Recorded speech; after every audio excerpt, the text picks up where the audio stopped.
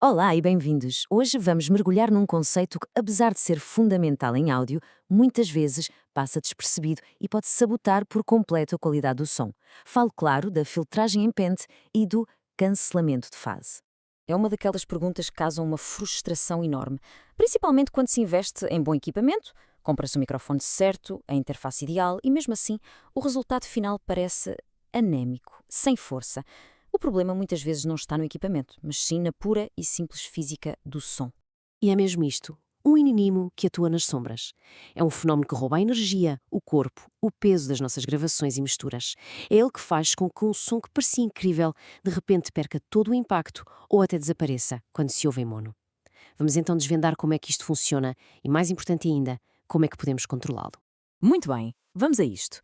Para perceber o cancelamento, temos mesmo de voltar à base de tudo. O som é uma onda de pressão. E como quaisquer ondas, quando se encontram umas com as outras no espaço, elas interferem entre si. No melhor dos cenários, o que acontece é isto. Os picos e os vales das ondas alinham-se na perfeição. E quando isso acontece, elas reforçam-se uma à outra. O som fica mais alto, mais forte. A isto chamamos de interferência construtiva. Simples, certo? Agora, o oposto. E se o pico de uma onda se alinha com o vale de outra? Bem, aí dizemos que estão a 180 graus fora de fase. E, em teoria, se as duas ondas tiverem exatamente a mesma amplitude, o resultado é silêncio absoluto. A energia de uma anula completamente a da outra. É precisamente aqui que o nosso tal inimigo começa a atacar. E quando esta espécie de dança de somas e subtrações acontece ao mesmo tempo em todo o espectro de frequências, tudo por causa de um pequenino atraso no tempo, o que obtemos é este efeito estranho. Chama-se filtragem em pente, porque se olharmos para o gráfico parece mesmo os dentes de um pente.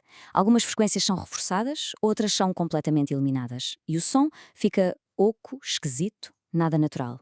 Vamos agora fazer uma distinção que é absolutamente crucial e que gera imensa confusão, mas que é a chave para resolvermos muitos destes problemas. É importante perceber que fase e polaridade não são de todo a mesma coisa. Olhando para a tabela, a diferença torna-se clara. A polaridade é, no fundo, uma inversão instantânea, como ver uma imagem ao espelho. É uma questão elétrica, positivo ou negativo, e afeta todas as frequências da mesma maneira. Resolve-se com um simples clique no botão O.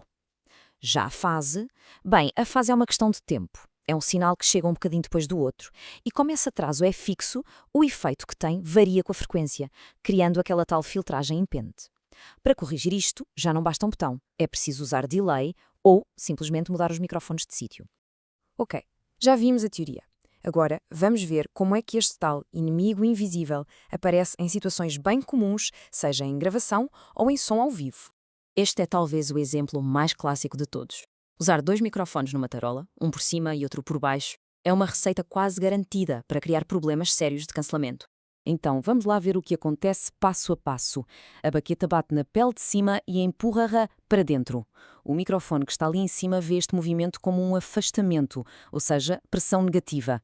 Entretanto, o ar dentro da tarola empurra a pele de baixo, para fora, e o microfone que está em baixo vê um movimento a aproximar-se dele, ou seja, pressão positiva. E pronto, está aqui o problema. Os dois microfones estão a captar o mesmo evento, mas com direções de pressão totalmente opostas. O resultado? Um cancelamento brutal, especialmente nas frequências graves que dão corpo e peso à tarola.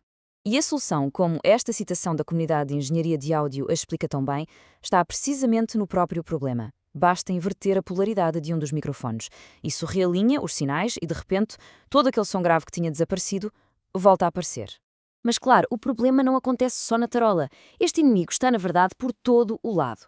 Qualquer som numa sala chega ao microfone pelo caminho mais direto, mas também chega depois de ressaltar-se nas paredes, no teto, no chão. Esse som refletido chega sempre mais tarde. E o que é que isso causa? Filtragem em pente. O mesmo acontece quando temos vários microfones a apanhar a mesma fonte sonora ou várias colunas a debitar o mesmo sinal. Muito bem. Já identificamos o problema, já percebemos as causas, agora vamos à parte que realmente interessa. Como é que se luta contra isto? Para problemas de polaridade pura, como o da tarola, a solução é mesmo a mais simples e imediata. Carregar no botão de inversão de polaridade, aquele com o símbolo Φ, faz com que os dois sinais se alinhem e se somem, em vez de se subtraírem. O som, que estava magrinho, ganha corpo de forma instantânea. Agora, para os problemas de fase que aparecem com múltiplos microfones, há uma espécie de regra de ouro. É a regra 3:1. É bastante simples, na verdade. A distância entre dois microfones deve ser, no mínimo, 3 vezes a distância de cada um desses microfones à sua fonte sonora. Isto ajuda a garantir que o som que vaza de uma fonte para o microfone da outra seja tão baixo que, não chega a causar um cancelamento significativo.